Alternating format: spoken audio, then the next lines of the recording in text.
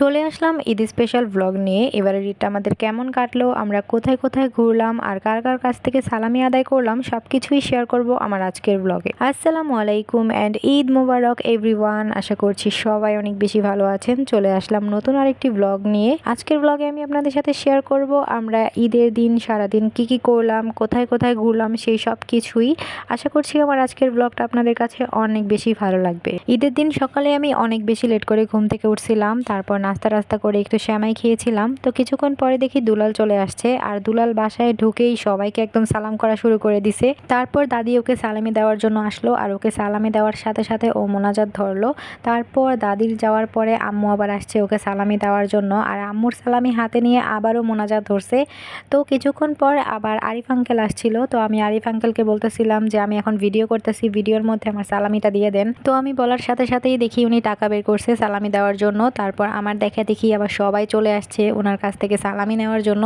এই যে দেখতেই পাচ্ছেন, তারপর সবাইকে সালামি দিল, সবাই দিকে হাসাহাসি করতেছিল। তারপর দাদির কাছ থেকে সালামি নিতে গেলাম, আর দাদি তো গোনাই শেষ করতে পারতেছিল না, মানে প্রত্যেকজনকে একদম 2-3 বার করে গনে গনে দিতেছিল যাতে একটা নোট বেশি না যায়। তারপর বাসার সবার কাছ থেকে সালামি নেওয়া হয়ে গেলে আব্বুর কাছ থেকেও সালামি নিলাম। তারপর আমি এদিকে গোসল টোসল করে রেডি হইতেছিলাম, আর আমি যেহেতু ঘুম থেকে অনেক বেশি লেট করে উঠছিলাম তাই আমি সবার লাস্টে রেডি হয়েছিলাম। সো এই তো আমি রেডি হয়ে গেলাম ঈদের জন্য, আর সবাইকে আবারও ঈদ মোবারক। তারপর আমরা রেডি হয়ে বড় ফুপিদের বাসায় যাচ্ছিলাম, আর বড় ফুপিদের বাসাটা যেহেতু একদমই কাছে তাই আমরা হাঁটতে হাঁটতে যেতেছিলাম, আর আমাদের সাথে আরশি আর রায়ানকেও নিয়ে আসছিলাম সালামি নেওয়ার জন্য। তারপর এদিকে বড় ফুপি সবাইকে সালামি দিতেছিল। তো ফার্স্টেই আমাকে সালামি দিছিল, আর আমার টাকা দেখে ওরা সবাই তাকিয়ে আসছিল। তারপর ওদেরকেও দিল, ওদেরকে সালামি দেওয়ার পর ওরা পুরাই খুশি হয়ে গেছিল। তারপর রায়ানকে সালামি দিল, আর এই বাসায় আসার পর থেকে রায়ানের অনেক বেশি মন খারাপ ছিল, কিন্তু যখনই সালামি হাতে পাইছিল তখনই ওর মন একদমই ভালো হয়ে গেছিল, মানে ও বুঝে আসলে টাকা কি জিনিস। তারপর কাউসার ভাইয়ের রুমে গেলাম, আর সেখানে গিয়ে দেখি কানিশার মন আজকে অনেক বেশি ভালো। তো ভাবি বলতেছিল ও নাকি আজকে ঘুমাইতেছিলই না, কারণ সবাই যেহেতু রেডি হয়ে আছে ও ভাবতেছিল ওকে রেখে হয়তো কেউ ঘুরতে চলে যাবে। তো সেখানে যাওয়ার পর কানিশা রায়ানকে কুলে নেওয়ার জন্য আবার কান্নাকাটি শুরু করে দিছে, ও রায়ানকে কুলে নিবেই। তো তারপর কানিশার সাথে একটু দুষ্টমি করতেছিলাম। তারপর ভাবি আমাকে সালামি দিল, আর সালামিটা আমাকে দিয়ে দিছিল। তো আমার ভিডিও করার কথা মনে ছিল না, তারপর আমি ভাবির হাতে দিয়ে বললাম আমাকে আবার দেন।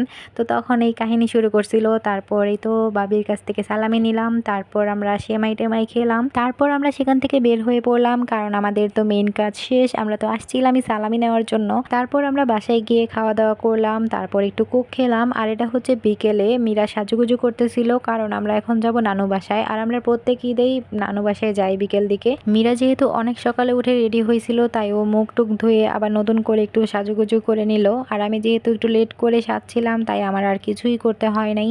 তারপর এই তো আমরা সবাই বের হয়ে পড়লাম, আমি, আম্মু, আব্বু, মীরা, মোরসালিন। তো এই তো আমরা চলে আসলাম নানু বাসায়। তারপর নানু বাসায় আসার পর আমাদেরকে সেমাই পায়েস এগুলো দেওয়া হলো।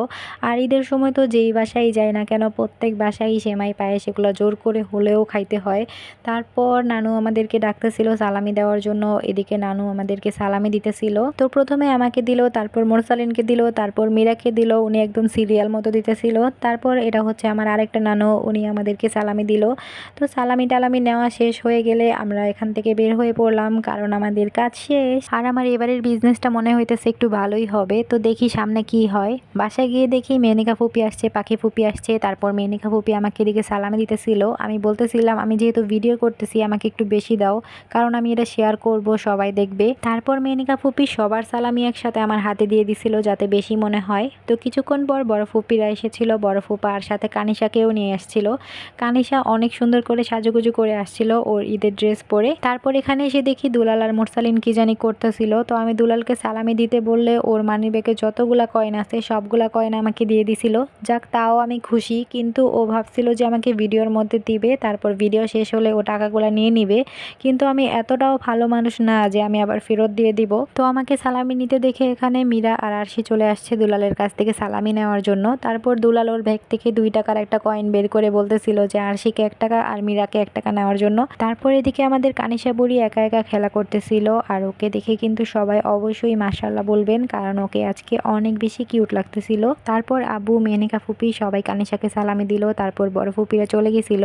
তো বড় ফুপিরা যাওয়ার পরই আবার টিয়া ফুপিরা চলে আসছে। তারপর টিয়া ফুপির কাছ থেকেও সালামি নিয়েছিলাম, কিন্তু তখন আর ভিডিও করা হয় নাই। সো আমার আজকের ঈদটা এভাবেই কাটছিল। আর আমার এবারের বিজনেসটাও কিন্তু অনেক বেশি ভালো হয়েছে। আর আপনারা চাইলেও কিন্তু আমাকে বিকাশে সালামি পাঠাতে পারেন, আর বিকাশ না থাকলেও কোনো সমস্যা নাই, আমাকে নগদে সালামি পাঠালেও আমি একদমই মাইন্ড করব না। সো আজকে এই পর্যন্তই, আল্লাহ হাফেজ।